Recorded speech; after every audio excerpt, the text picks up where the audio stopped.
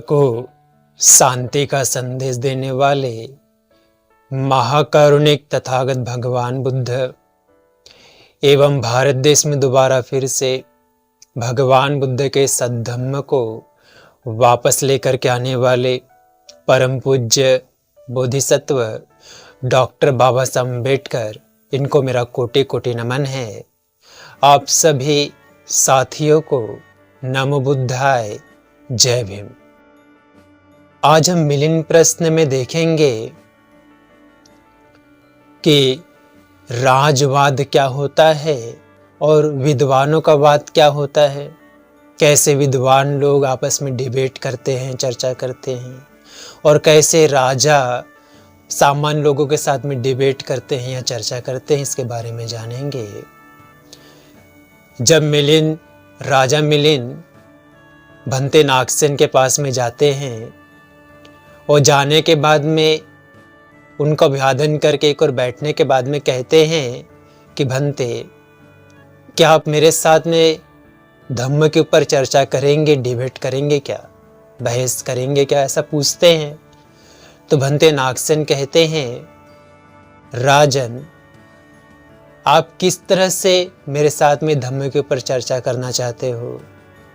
अगर आप विद्वानों की तरह मेरे साथ में चर्चा करोगे धम्म के ऊपर तो मैं जरूर चर्चा करूँगा, और अगर आप राजाओं की तरह चर्चा करोगे तो नहीं करूँगा। तो राजा मिलिंद के मन में प्रश्न उठता है, तो पूछता है कि भंते, ये विद्वान लोग कैसे चर्चा करते हैं। तो भंते नागसेन कहते, महाराज, विद्वान जो लोग होते हैं वो धम्म के ऊपर चर्चा करते हैं, एक दूसरे को तर्क देते हैं, एक दूसरे के तर्क का खंडन करते हैं, एक दूसरे के तर्क का सपोर्ट या विरोध करते हैं, और एक दूसरे को तर्क से ही हराते या जीतते हैं। लेकिन इसमें कोई भी क्रोध नहीं करता, गुस्सा नहीं करता, और तर्क को जब सही साबित होता है तो स्वीकार कर लेता है। इस प्रकार से विद्वान लोग धम्म के ऊपर चर्चा करते हैं, डिबेट करते हैं।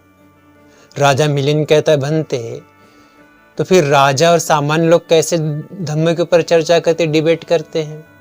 तो भंते नागसेन कहते, राजन, एक राजा जो होता है जब किसी सामान्य व्यक्ति से डिबेट करता है या चर्चा करता है धम्म के ऊपर में, तो जब वो हारने लगता है तर्कों से, डिबेट से, अपने बहस से हारने लगता है, तो वो क्रोध करता है, गुस्सा करता है, और जो उसके साथ में तर्क करता है उसके लिए कहता है कि इसको सजा दे दो, इसको तुरंत बंदी घर में डाल दो, या इसको फांसी की सजा दो। ऐसे करके उस क्रोध के कारण अपने साथ चर्चा करने वालों को सजा दे देता है राजा।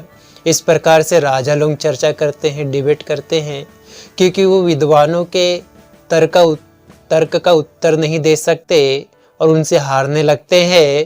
तो अपने गरिमा को बनाए रखने के लिए या अपना वर्चस्व बनाए रखने के लिए विद्वानों को इस प्रकार से पनिशमेंट देने का काम करते हैं। तो राजा मिलिंद भंते नागसेन से कहते हैं, भंते, आप चिंता ना करें, मैं आपके साथ में राजाओं की तरह चर्चा नहीं करूंगा, डिबेट नहीं करूंगा, बल्कि मैं आपके साथ में सामान्य जो विद्वान होते हैं, जो विद्वान लोग एक दूसरे को चर्चा करते हैं, डिबेट करते हैं, वैसे ही मित्र के रूप में और आपका उपासक बनकर के उपासक के रूप में आपके साथ में मैं डिबेट करूंगा, चर्चा करूंगा। तो भंते नागसेन स्वीकार करते हैं, कहते ठीक है। तो राजा कहते हैं, भंते नागसेन, मैं आपसे प्रश्न पूछता हूँ। तो भंते नागसेन कहते हैं, पूछिए महाराज। तो राजा कहते हैं, मैंने पूछ लिया। तो भंते नागसेन कहते हैं, मैंने उत्तर भी दे दिया। तो राजा कहता है, मैंने क्या प्रश्न किया। तो भंते नागसेन कहते हैं, मैंने क्या उत्तर दिया। तो राजा को उनके साथ में डिबेट करने से पता चलता है कि भंते नागसेन जो है विद्वान है, उनके साथ में चर्चा किया जा सकता है। वैसे ही ऐसी बातें करते हुए, डिबेट करते हुए शाम हो जाती है, सूरज ढलने लगता है। तो राजा भंते नागसेन को 3 बार अभिवादन करके कहता है, भंते कल जो धम्म के ऊपर चर्चा होगी वो हमारे राजमहल में होगी। मैं अपने किसी मंत्री को आपको लेने के लिए भेज दूंगा, आप उनके साथ में आ जाइएगा करके। ऐसा बोल के उनको विदा लेकर के राजा मिलिंद वापस अपने राजमहल के लिए चले जाता है।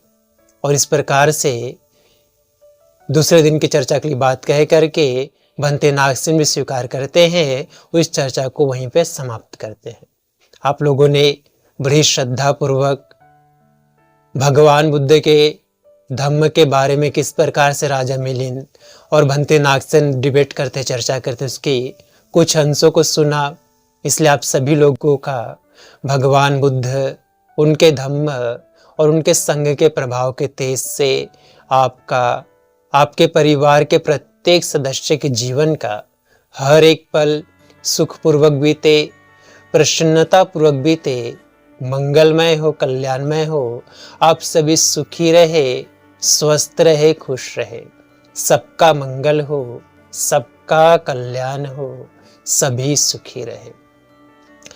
भवतु सब मंगलं रक्षन्तु शब्द देवता, सब बुद्धानुभावेन सदा शुद्धि भवन्तु ते। भवतु सब मंगलं रक्षन्तु शब्द देवता, सब धम्मानुभावेन सदा शुद्धि भवन्तु ते। भवतु सब मंगलं रक्षन्तु शब्द देवता, सब संघानुभावेन सदा शुद्धि भवन्तु ते। साधु साधु साधु।